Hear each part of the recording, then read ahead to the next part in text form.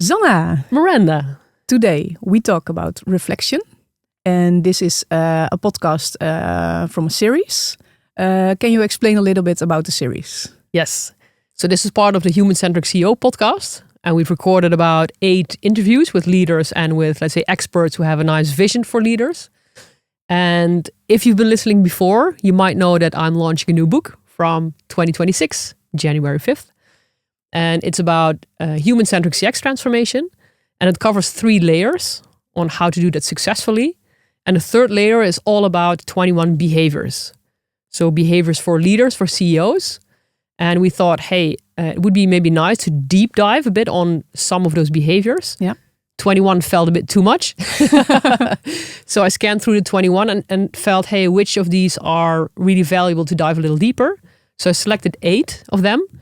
And 6 of those recordings we'll be doing with 2 guests. And 2 of them, it's you and me together. Yes. So today we're starting with creating a reflection rhythm as one of these 8 in this series. Nice. All right. So let's start with why. What's the problem and why does reflection matters? Well, if you're a CEO and you're listening, then I'm already giving you a lot of credit because you've taken time out of your very crazy schedule to inspire yourself, right? So that's a big plus. So what do you see? Everybody's crazy busy, right? Your calendar is back to back with meetings. And I think not just only on a personal level, it matters, but also when you are running transformation. Mm-hmm. I think it's really crucial to stand still on a regular basis to check, hey, am I being the leader that I want to be, right? Am I leading in line with my values? But also when you look at transformation, whether it's CX transformation or digital transformation, is our transformation moving in the right direction, right? And for that, you need thinking space, right? You need literal space in your calendar to just think and reflect. And I think one of the profound questions is, do you want to lead transformation based on your calendar?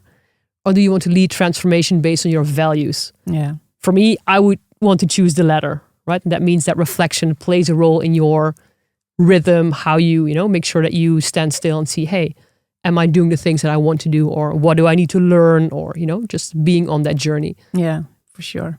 So reflection is important to you. Yes. Also, when you look at studies, right? For example, Harvard Business Review, they did a study where they found that people who reflect only for 15 minutes a day outperformed people who don't reflect with 23%. So that's a lot, right? Yeah, that's a business case side of a reflection. Yeah, exactly.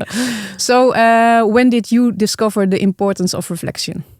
Yeah, so I was reflecting on that question when we were preparing this podcast.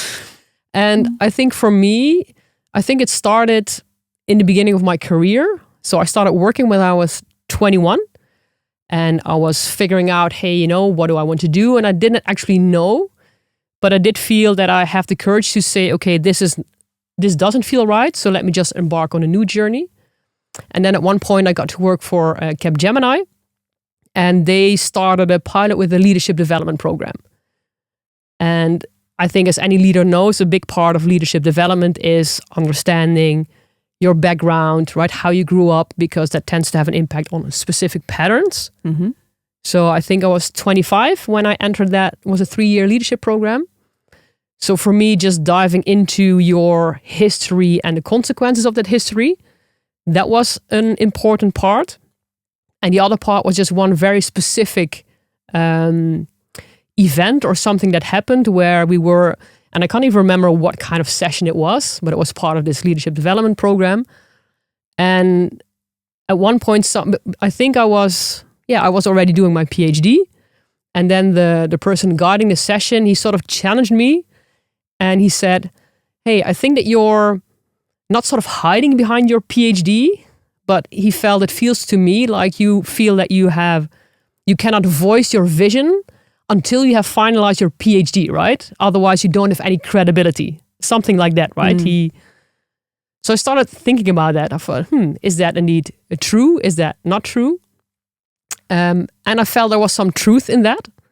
So I think that was sort of a profound reflection where I think I started more blogging, started more, creating articles. Nice. So that was one side of the sort of waking me up, making it conscious. And the other part about diving into your family history, and of course, I think everybody takes some patterns out of their family history. One can have more intense history than others. And in my case, it was pretty intense. So that made me aware of subconscious patterns that I wasn't aware that they played a role, right? Personally or in work.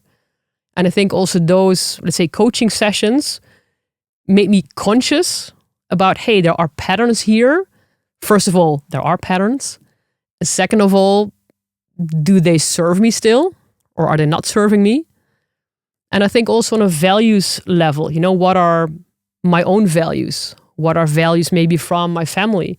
Which values do I want to keep? Which values maybe do I want to develop? Yeah.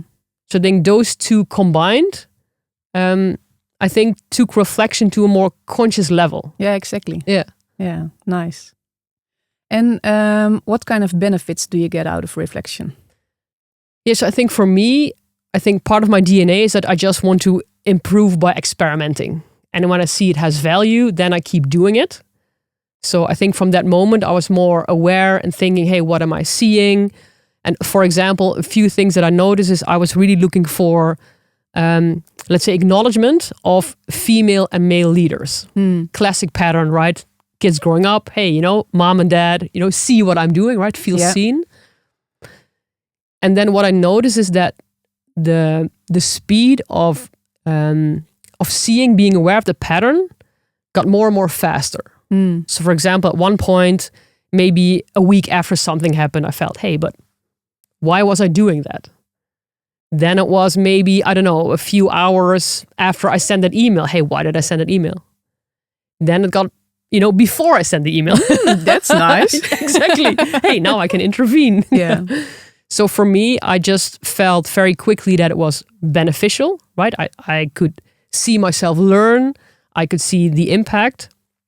And for me, every time where I went through, let's say, a profound new level, that's also linked to once you see it, right? So for me, that's all about, hey, once I see a pattern, I cannot unsee it, right? So now I'm conscious, and it might take me some time to work through that pattern, but I can no longer say that I don't see that pattern. So for me, also every time that I went through sort of a serious next step in development, I immediately felt that reflected in my relationship or in my work. So I immediately felt, and I think that was also during the leadership development program, where at one point we were with a group of 20. And at one point I was sort of in the beginning struggling a bit with the group. And then at one point something happened. I don't know exactly what happened, but I made a remark where I said, hey, I feel like the energy changed in the group. And then the people coaching us said, I don't think that the group has changed, Zanna. I think you have changed. Thanks for that feedback. Yeah. So right now, what I also do is once a month, I spend a week in Egmond at the beach, Egmond aan Zee. And for me, so alone, right? So husband stays at home for the week. He can, also spend his time reflecting about the hyper woman not being at home. And for me, it's not that I'm not working that week, but I try to have at least half of the week only meetings, because I think for me, my day-to-day work is a lot about, let's say, fixing puzzles, right? So I start working with an organization. I get a whole list of information, and I need to digest that all and figure out, okay, but what's the path towards transformation for this specific organization? Yeah. And processing that information for me means I also need time to do that on a, let's say, more subconscious level. So for example, I don't know, on Monday, I digest a lot of information, and then I know I need to leave it and then come back to it on Wednesday. Well, in the back of the mind, I'm walking at the beach and I get like a gazillion ideas. It's crazy how that works, right? Yeah, and for me, I've learned that it's so crucial to function, right? To add value to the world. I'm noticing, let's say, that the more space I have in my agenda, the more value I can add to the world. Yeah, because space in the agenda is space in the head. Yeah, exactly. And for me, that works super crucially. For me, it's really important to live in line with my values. And that means that I want to stand still and look back. Hey, personal, because for me, there's no difference between Zanna personal and Zanna professional, right? It's the same human being. So I think that plays an important role, and also creativity is a big part of, what I do and what I love to do as well. And that also, I think, was John Cleese, right? A well-known example. Hey, the most creative things you might also remember, when I'm in the shower, when I'm not thinking about things, that's where you get the ideas. Yeah. So I'm more and more consciously designing my calendar like that to make sure that, hey, I need to have time to reflect, to add more value, to come up with creative ideas. And also when I've written the book and I've written a lot of blogs, I also sort of learned to trust the process. So at one point I know, because I tend to write pretty easily, right? It really sort of flows out of me. And when it doesn't, I've also learned to trust the process. Okay, stop writing the blog. Apparently something has not completely clicked in your head. Yeah. And then a week later, then, okay, now it pops in my head. I write the blog from scratch and then it flows again. Yeah. And so I think also maybe feeling this sense of flow, for me it's also like physical, right? If something happens in a meeting that doesn't sit well with, my values or something, I literally have a physical reaction. And I've learned to take that seriously. And then I think once you practice it more, it's not like a super conscious learning journey, but the more you do it, what I notice, the faster you notice and the more quickly you start reflecting and you're sort of back in your center. Yeah. I think that's the key, right? Also bridging it to leading. I think you need to really be in your center to sort of be the best leader that the organization needs in that moment. Yeah. Nice bridge. Because when you look at leaders and CX transformation, successful transformation, why is reflection important? Yeah, I think also here, at least for me, it matters, right? That you think about, hey, what kind of leader do I want to be? And yes, maybe you want to make sure that you get more business results, more revenue, but on a personal level, like kind of what legacy do you want to leave? So I don't know, 5 years from now, how do you want people to think of, hey, when Miranda was CEO, this and this really stuck with me from her as a person.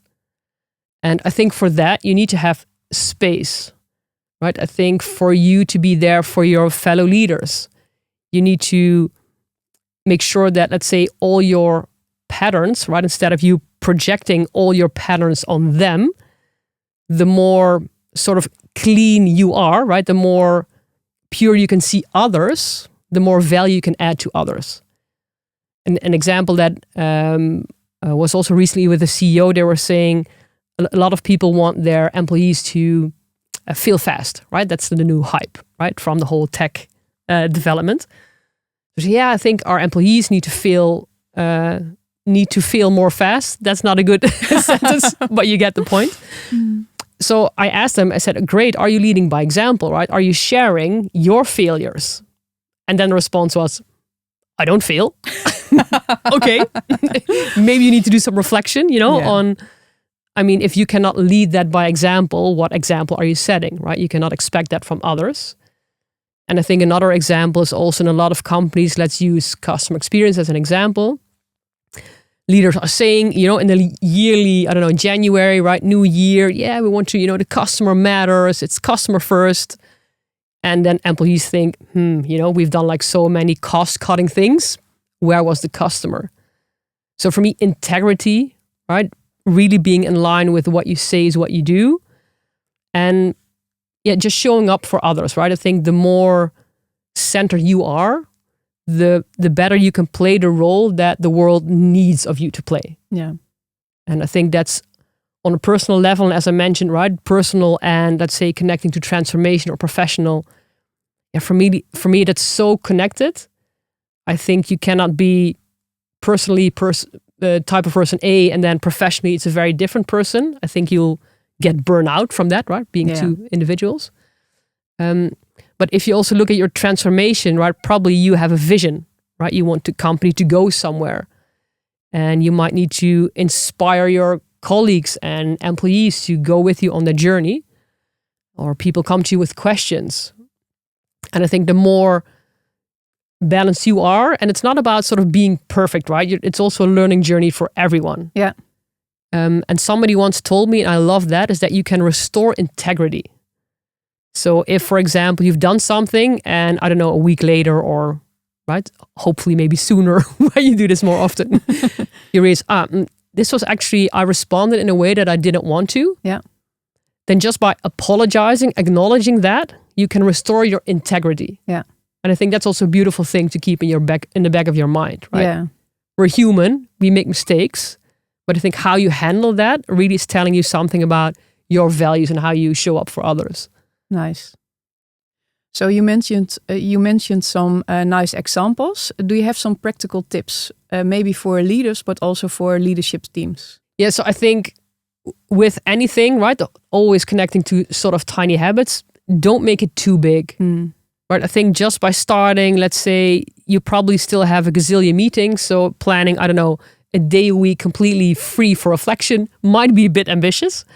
So I think just by starting, let's say 1 minute before you enter a meeting, hey, how do I want to show up for this meeting? Yeah. And maybe just 1 minute after, was I the person that I wanted to be? Was I sufficiently aware of what others needed? Was I sort of safe enough to really be open and vulnerable? I think just having that mechanism in your DNA, right, by practicing it, I think that's a really nice tiny habit example. And I think on less tiny but more structural, because we're saying, right, it's about creating a reflection rhythm. Yeah. I think at least, try to block 2 hours a week for, let's say, doing nothing, right? It's not doing nothing, but for reflection time. Also because I feel, and for me, it's gotten worse after or during COVID, we're on this crazy treadmill, back-to-back meetings, right? 8 a.m. to 8 p.m. and it's completely nuts. And maybe you also see that when people meet each other, it's, hey, how are you doing? You're busy, right? What does busy mean? Yeah. And sort of, there's sort of this, I think, feeling that, we have to say that we're busy, but you cannot say that, hey, I had a nice time to think about things. We need to give you more work because you're not busy enough. Yeah. And I think a lot of leaders underestimate the impact that they have. The fact that your title is CEO means something. Even if, right, you are the person that's saying to all the employees, hey, you can reach me and I want to be sort of on an equal level. That's just not reality. So I think if you can lead by example and show and are explicit about it and voice, hey, for me, reflection really matters. I think we as a company, we need to learn, right? And if we constantly just keep running, we're not learning. So it's also super inefficient, right? Yeah. To not reflect and learn. But the more that you voice that and just make it explicit to everyone, hey, I don't know, from 8 a.m. to 10 a.m. every Friday morning, I block my calendar to just think and reflect.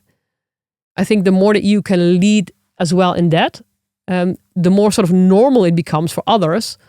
Okay, apparently it's okay in this company to take time. Reflection. Yeah, exactly. Yeah. Nice. Yeah. And because it's not only important for C-level, it's important for everyone, right? If you want to do something with the team, what can you do?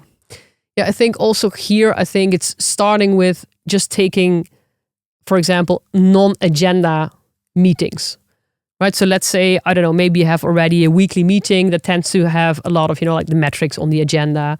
Hey, maybe people that are, let's say, sick leave, there's something going on in the team. So it tends to be already fully booked with operational stuff. Yeah. So I think just starting, let's say if you have a weekly meeting, I don't know, once a month, have the same meeting, but have 0 points on the agenda.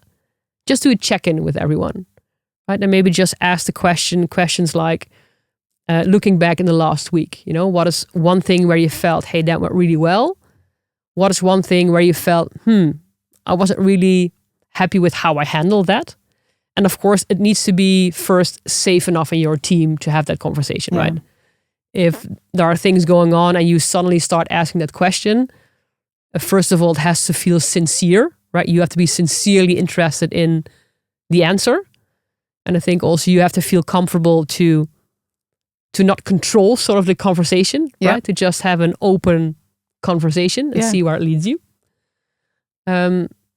And I think that's a very good first start. But I think the key is to maybe talk more about it. If employees come to you saying, hey, it's crazy busy. Okay, how can we make sure that, that either it becomes less busy, or we also did an experiment with tiny habits around workload. And it's not necessarily the literal amount of work. It's also how you handle that together, your perception of the amount of work. Yeah. So I think there you can really make a big difference. And when you look at let's say the leadership team around transformation, just, I don't know, every 2 weeks, sort of pause. Hey, remember this was the vision that we set out to go. Is it still moving in the right direction? Is there maybe more resistance? Do we need to address this? Are we communicating transparently? And it doesn't mean that I had a conversation last week where I asked, okay, are you being sort of transparent about, yes, we had a lot of operational issues. It was a conscious choice, but that's sort of customer pain in the short term to create customer gain in the longer term. Then you're making it explicit that you're aware of the negative impact, but you're still thinking about the customer. And if you are not doing that, it doesn't mean that you are sort of consciously not telling the truth, right? That's not what I mean. I think it's more subconsciously that you want to sort of keep focusing and moving forward. But the risk there, if you're not super transparent, is that your credibility becomes a risk, right? If you start saying, we put the customer first, while everybody knows, we didn't actually do that this year. Yeah. Then I think you're losing people, right? So also on that, how do you communicate?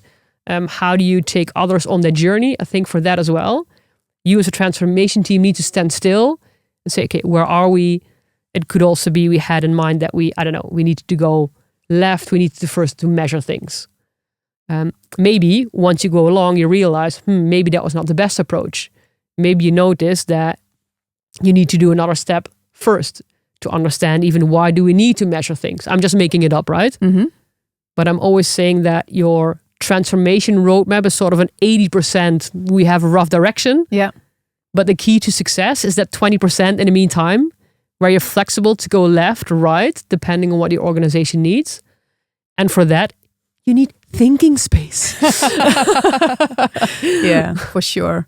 And that's also, it starts with yourself, right? If you walk your talk, there's the power and you can show it to the rest. I think there's such a need for authenticity, for focusing on purpose, for doing meaningful work. I think the more that you can lead from you, people feel that, right? If you're standing there in January and employees feel, it's not the most authentic story. Even if you feel you have like this super amazing, flashy, brilliant 2026 pitch. Humans just feel this, they have a super clear radar for when something's not authentic. Yeah. So being open, being vulnerable, learn as well. Be open to feedback, right? If maybe your leadership style needs to change a bit. I think that's super important to make profound transformation. If that's what you're looking for, right? That's just how I like to look at transformation. Yeah. And I just think the world needs more of that type of leadership. Yeah, for sure. What I was thinking when you said about the 1 minute before the meeting, 1 minute after, it's also about really being there, right? Not telling your story from the paper and listening, but not really listening, but really be there, be in the moment. Be super present, right? Yeah. To me, it's still shocking when I'm in calls with, doesn't matter which level. And so it's virtual, right? So I'm looking through the camera and then I still, apparently people don't realize that you just see if your eyes go left or right or to the bottom, that's super obvious. But also how normal it is to just sort of, grab your phone while you're still in a meeting. Shocking. Yeah. The bleeps over email are still going on. I think there's nothing more scarce in the world, than your time. Right? So the fact that you give your time to a person, that person is giving time to you, I think you have to really value that. Yeah. So kill your phone, really be present or be honest. And so sometimes I also say, I don't know, maybe there's something super urgent that might, your husband could call or for work. just be honest and say, hey, Zana, we're in this meeting. I just leave the phone on because I might get this call. Yeah. Fair enough. And when you get the call, we just pause. But don't you have a conversation with somebody while in the meantime, you super clearly see that they are doing something else. Yeah. Right. To me, that's still shocking that the world works like that. All right. Thank you so much for sharing your personal story as well as your insights for leaders and successful transformation. Before we wrap it up, anything that you want to share? I think we've pretty much covered everything. I'm just thinking about the notes I made before, but no, I think it was pretty complete. Yeah. Nice. All right. Thank Thanks you so much.